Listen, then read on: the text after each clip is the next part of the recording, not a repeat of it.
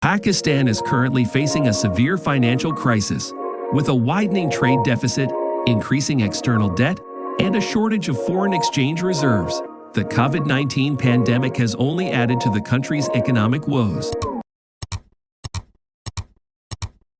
In this video, we will explore the root causes of Pakistan's financial crisis, the impact it has had on the country, and the measures taken by the government to address it.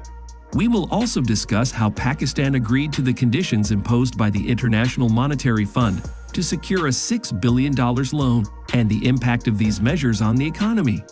Overall, this video aims to provide a comprehensive understanding of the current economic situation in Pakistan and the steps needed to address it.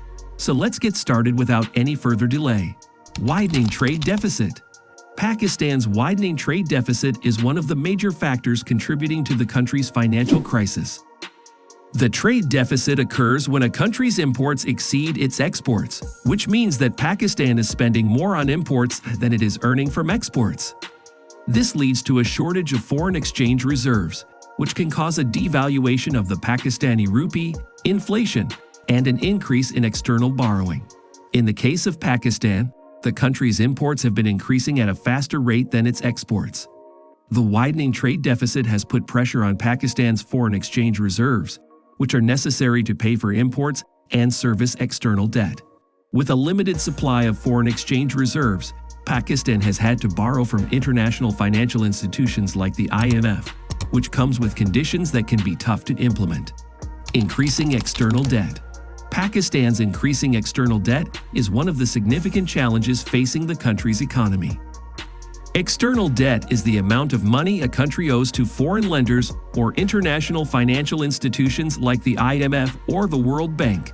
When a country borrows money, it has to pay back the principal amount plus interest, which can add up to a significant burden on the economy. Pakistan's external debt has increased from $64 billion in 2013 to $116 billion in 2021.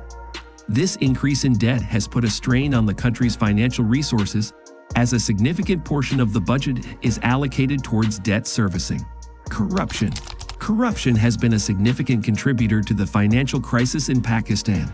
Corruption is the abuse of power for personal gain, and it undermines the rule of law, erodes public trust in institutions, and diverts public resources away from essential services and development projects.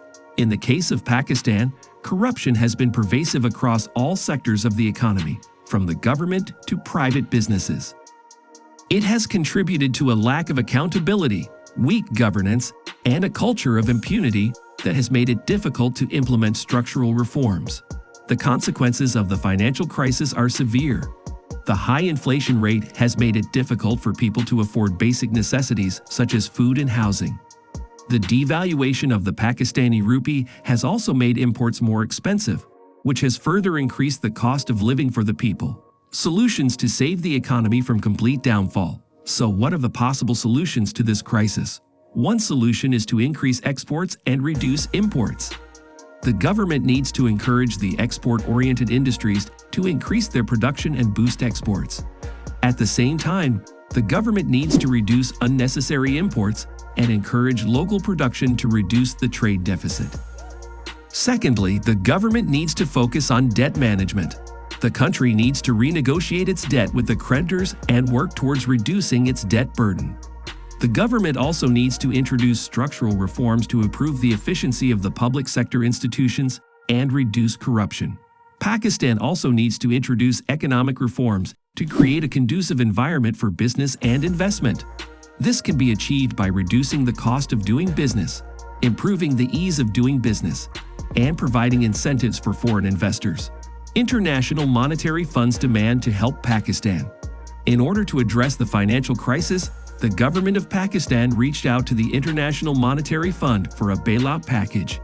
In May 2019, Pakistan secured a $6 billion loan from the International Monetary Fund, but the loan came with certain conditions that the government had to agree to.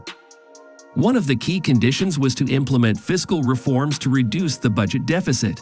This involved increasing tax revenues, reducing government expenditures, and reforming the energy sector. The government also had to increase the interest rate to control inflation and maintain a flexible exchange rate to restore the balance of payments. Another condition was to improve the transparency and governance of state-owned enterprises. The International Monetary Fund demanded that the government should privatize loss-making state-owned enterprises, such as Pakistan Steel Mills and Pakistan International Airlines, to reduce the burden on taxpayers.